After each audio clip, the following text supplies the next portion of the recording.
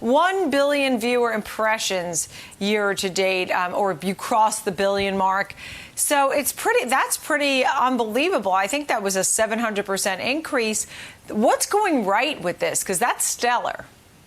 Yeah, absolutely. I mean, we've talked about it before. It's, dire world circumstances, but a huge silver lining for Super League, but also for us, given that we are a small cap stock, like Lamar was talking about earlier. This is really a chance for us to take a company that really right now, we don't think the market cap reflects the intrinsic value of the company. And this is a chance for us to take this massive surge of engagement and really translate it into real growth for shareholders.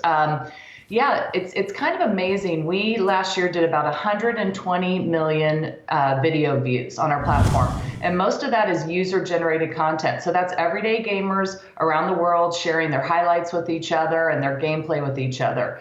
And we hit 1 billion views through just the first 7 months of this year. And never could I have imagined that we would hit 1 billion for the full year, let alone the first 7 months. So it's really incumbent on us to take this surge of activity that's coming to our platform and really turn it into monetizable ad inventory and start to generate consumer revenues off of it as well.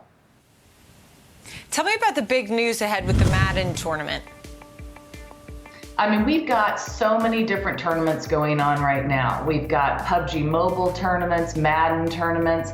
We just announced on Friday a new deal with Venture Valley, which is a really cool game that's near and dear to my heart. It launches in 2021, but it's where everyday gamers, again, mostly teenagers, are invited to come into the game to become CEOs of their own businesses and to have to make tough decisions on what to pay your workers and how to market your product and how to manage operations and maintenance and all those things. And they compete to see who's the best entrepreneur. But we love running Madden tournaments. We also run a lot of tournaments with Topgolf, one of our partners, around their video game World Golf Tour. So the beauty of the platform, we always said we were a unique pure play in the esports space. And again, esports is just another term for competitive video gaming. And like one investor said to me the other day, well, who plays a video game to lose? Nobody. So just about everybody's a competitive video gamer these days. And the beauty is that being that game title agnostic platform, we can just offer a lot of different competitions to a wide variety of players.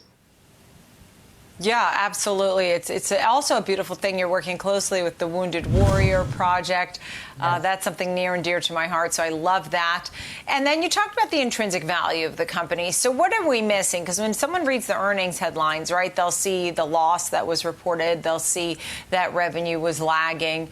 Tell me about the value, and for your shareholders, how do you explain to them that this quarter does not represent the growth potential of this company? Yeah, no, it's a great question because, when we went public last year, we said, look, we're investing in the technology and we're a couple years away from break even. So we were very transparent about that. But of course, the moment you go public, what do investors want? They want top line growth. They want to hear the break even message. And so the good news is that actually in 2Q, we were 45% up on revenues relative to 2Q 2019. And if you think about it, that was the quarter of COVID. So given that most of our revenues were advertising revenues and that every advertiser out there froze, right? I mean, even if you're Facebook, you felt it. I think it's pretty impressive that we still delivered, year-on-year revenue growth. And more importantly, with that massive surge of engagement, we're now able to really attract even more advertisers to our platform. So I'm pretty excited about that as well. What I told investors on the earnings call is really a couple things. One is get excited because now we're starting to get into consumer revenues. We've launched marketplaces on our website. So we're starting to get into some of those micro transactions, which can be so lucrative in gaming. $1, $2, $3 purchases. But when we have 2 million registered players, we can start really kind of in small ways starting to monetize that gamer. The other thing is that we have this little crown jewel of our technology, which now in a COVID world has such wider application. So that content production, and broadcast platform that we built for ourselves so that we could broadcast our esports experiences on our digital channels and into live venues. Well, guess what? Now it's a super accessible, affordable way for big media companies to produce content instead of having to go into those big, costly studios. So we're starting to get into conversations about people licensing our technology for traditional sports broadcasts, for game shows, talk shows.